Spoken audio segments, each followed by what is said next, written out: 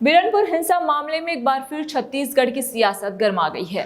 CBI द्वारा chargesheet दाखिल करने के साथ एक बार फिर भाजपा और कांग्रेस आमने सामने आ गई है।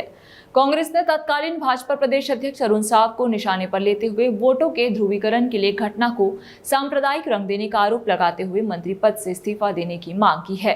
दीपक बैज ने कहा कि बिरनपुर मामले में सीबीआई द्वारा दाखिल चार्जशीट में स्पष्ट रूप से उल्लेख किया गया है कि दो पक्षों के बीच आपसी झगड़ा था जो बढ़ते बढ़ते सांप्रदायिक रूप ले लिया।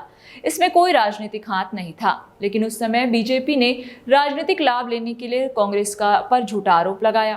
कांग्रेस अध्यक्ष ने कहा कि अगर थोड़ी बहुत मानवीयता है तो अरुण साव को इस्तीफा दे देना चाहिए और माफी मांगनी चाहिए।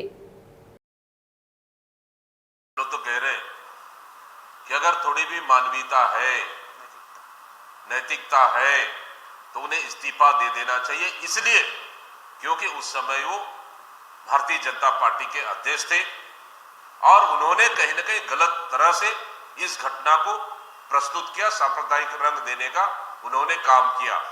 और ईश्वर साहू ने तो आरोप लगाया कि अंजोर यदु इस घटना में शामिल है। सीबीआई ने उन्हें दोषी नहीं माना।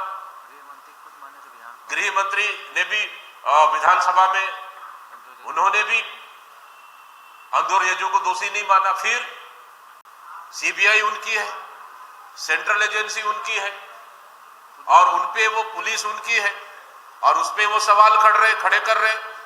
देखिए, हम लोग कभी भी सेंट्रल एजेंसियों के ऊपर अगर सही जांच हो हम उसका समर्थन करेंगे, लेकिन उसका दुरुपयोग हो उस पे सवाल खड़े करेंगे, क्योंकि ये सवाल सिर्फ ये प्रदेश की जनता भी जानना चाहती थी। आखिर इस घटना को, एक मामूली झगड़े को भारतीय जनता पार्टी ने सांप्रदायिक रंग दे दिया और साथ ही एक विशेष समुदाय को भड़काने का काम किया, कांग्रेस के खिलाफ किया।